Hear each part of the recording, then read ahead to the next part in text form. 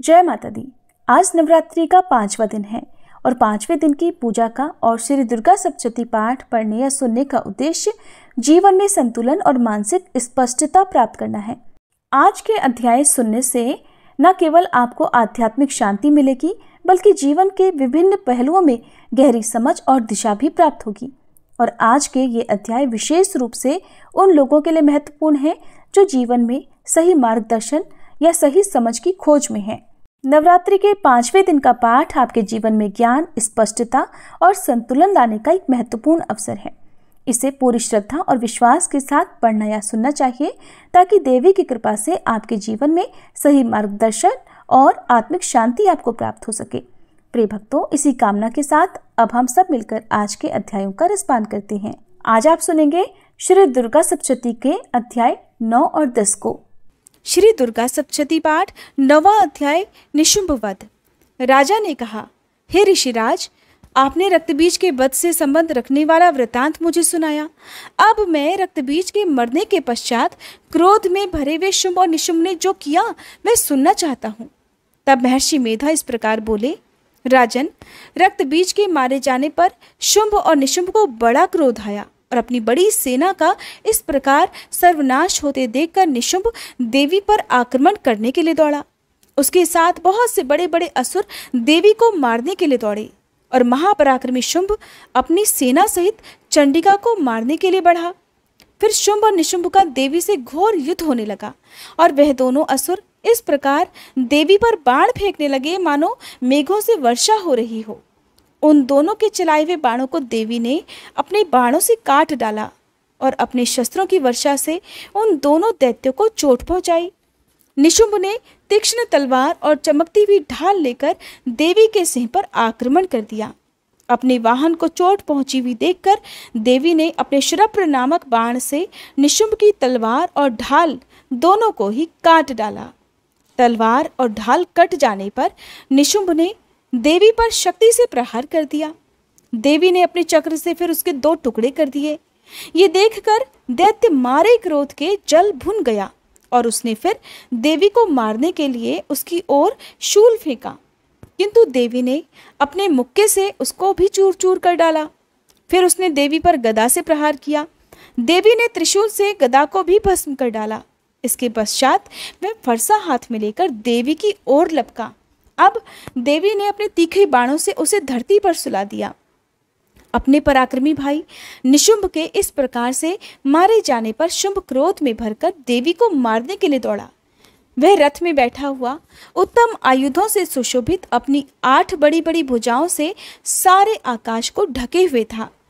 शुंभ को आते हुआ देखकर देवी ने अपना शंख बजाया और धनुष की टंकार का भी अत्यंत दुस्सह शब्द किया। साथ ही अपने घंटे के शब्द से, जो कि संपूर्ण दैत्य सेना के तेज को नष्ट करने वाला था, संपूर्ण दिशाओं को व्याप्त कर दिया।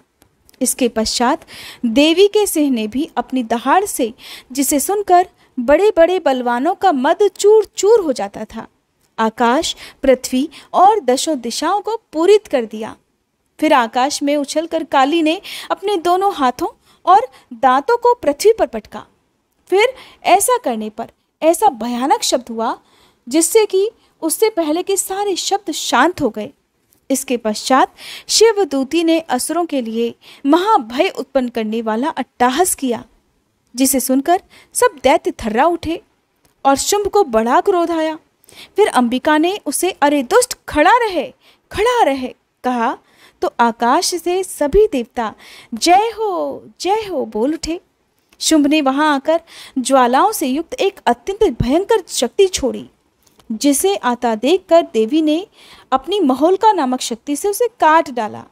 हे राजन, फिर तो शुंभ के सिंहनाद से 3 लोक व्याप्त हो गए और उसकी प्रतिध्वनि से ऐसा घोर शब्द हुआ जिसने इससे पहले के सभी शब्दों को जीत लिया।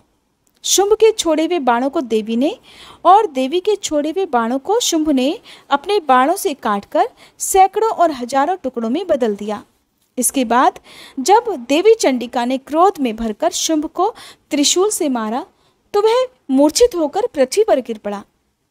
जब उसकी मूर्छा दूर हुई तो वह धनुष लेकर आया और अपने बाणों से उसने देवी काली तथा सिंह को घायल कर दिया। फिर उस राक्षस ने 10,000 भुजाएं धारण करके चक्र आदि आयुधों से देवी को आच्छादित कर दिया। अब भगवती दुर्गा ने कुपित होकर अपने बाणों से उन चक्रों तथा बाणों को काट डाला। ये देखकर निशुंभ हाथ में गदा लेकर चंडिका को मारने के लिए दौड़ा। उसके आते ही देवी ने तीक्ष्ण धार वाले खड्ग से उसकी गदा को काट डाला। उसने फिर त्रिशूल हाथ में ले लिया। देवताओं को दुखी करने वाले निशुंभ को त्रिशूल हाथ में लिए हुए आता देखकर चंडिका ने अपने शूल से उसकी छाती पर प्रहार कर दिया और उसकी छाती को चीर डाला। शूल विदीर्ण हो जाने पर उसकी छाती में से एक उस जैसा ही महापराक्रमी दैत्य ठहर जा कहता हुआ निकला। उसको देखकर देवी ने बड़े जोर से अट्टहास किया। अभी वह दैत्य बाहर निकलने भी नहीं पाया था कि उसका सिर अपनी तलवार से काट डाला। सिर के कटने के साथ ही वह पृथ्वी पर गिर पड़ा। फिर सिंह दहाड़ दहाड़ कर असुरों का भक्षण करने लगा और काली शिवदूती भी राक्षसों का रक्त पीने लगी। कौमारी की शक्ति से कितने ही महादैत्य नष्ट हो गए। ब्रह्माणी के कमंडल के जल से कितने ही असुर समाप्त हो गए। कई दैत्य माहेश्वरी के त्रिशूल से विदीर्ण होकर पृथ्वी पर गिर पड़े और कई वाराही के प्रहारों से छिन्न भिन्न होकर धराशायी हो गए। वैष्णवी ने भी अपने चक्र से बड़े बड़े महापराक्रमियों का कचूमर निकालकर उन्हें यमलोक में भेज दिया और ऐन्द्री से कितने ही महाबली राक्षस टुकड़े टुकड़े हो गए। कई दैत्य मारे गए, कई भाग गए, कितने ही काली शिवदूती और सिंह ने भक्षण कर लिए। श्री दुर्गा सप्तशती पाठ 10वां अध्याय शुंभ वध।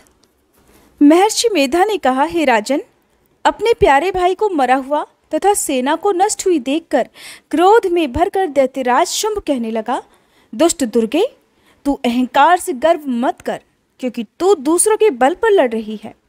तब देवी ने कहा, हे दुष्ट, देख, मैं तो अकेली ही हूँ। इस संसार में मेरे सिवा दूसरा कौन है?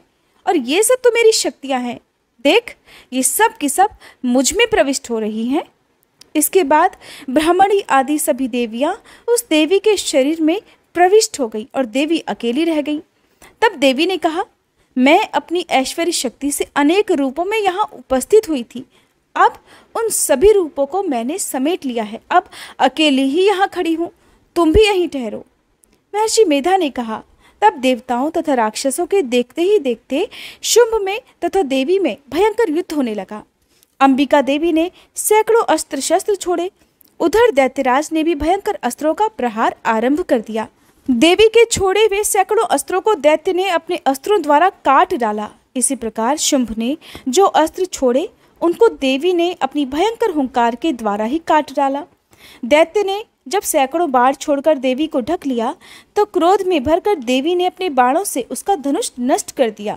धनुष कट जाने पर दैत्येंद्र ने अब शक्ति चलाई, लेकिन देवी ने उसे भी काट कर फेंक दिया। फिर दैत्येंद्र चमकती हुई ढाल लेकर देवी की ओर दौड़ा, किंतु जब वह देवी के पास पहुंचा तो देवी ने अपने तीक्ष्ण बाणों से उसकी चमकने वाली ढाल को भी काट डाला। अब दैत्येंद्र का घोड़ा भी मर गया, रथ टूट गया, सारथी मारा गया। तब वह भयंकर मुग्दर लेकर देवी पर आक्रमण करने के लिए दौड़ा, किंतु देवी ने अपने तीक्ष्ण बाणों से उसके मुग्दर को भी काट डाला। इस पर दैत्य ने क्रोध में भरकर देवी की छाती में बड़े जोर से एक मुक्का मारा। दैत्य ने जब देवी को मुक्का मारा तो देवी ने भी उसकी छाती में जोर से एक थप्पड़ मारा। थप्पड़ खाकर पहले तो वह दैत्य पृथ्वी पर गिर पड़ा, किंतु तुरंत ही वह उठ खड़ा हुआ। फिर वह देवी को पकड़कर आकाश की ओर उछला और वहां फिर जाकर देवी में और उस दैत्य में भयंकर युद्ध होने लगा। वह युद्ध ऋषियों और देवताओं को भी आश्चर्य में डालने वाला था। देवी आकाश में दैत्य के साथ बहुत देर तक युद्ध करती रही।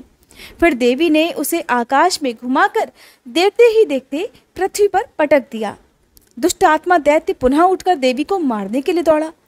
तब उसको अपनी ओर आता हुआ देखकर देवी ने उसकी छाती विदीर्ण करके उसको पृथ्वी पर पटक दिया। देवी के त्रिशूल से घायल होने पर उस दैत्य के प्राण पखेरु उड़ गए और उसके मरने पर समुद्र, द्वीप, पर्वत और पृथ्वी सब कांपने लग गए। फिर उस दुष्टात्मा के मरने से संपूर्ण जगत प्रसन्न और स्वच्छ हो गया, आकाश निर्मल हो गया। पहले जो उत्पात सूचक मेघ और उल्कापात होते थे वे सब भी शांत हो गए। उसके मारे जाने पर नदियां अपने ठीक मार्ग से बहने लगी। संपूर्ण देवताओं का हृदय हर्ष से भर गया और गंधर्वनियां सुंदर गान गाने लगी। गंधर्व बाजे बजाने लगे और अप्सराएं नाचने लगी। पवित्र वायु बहने लगी। सूर्य की कांति स्वच्छ हो गई। यज्ञशालाओं की बुझी हुई अग्नि अपने आप प्रज्वलित हो उठी और चारों दिशाओं में शांति फैल गई। जय माता दी। आज के अध्याय पूर्ण हुए। इसके आगे का वृतांत आप सभी अगले अध्याय में जरूर सुनिएगा।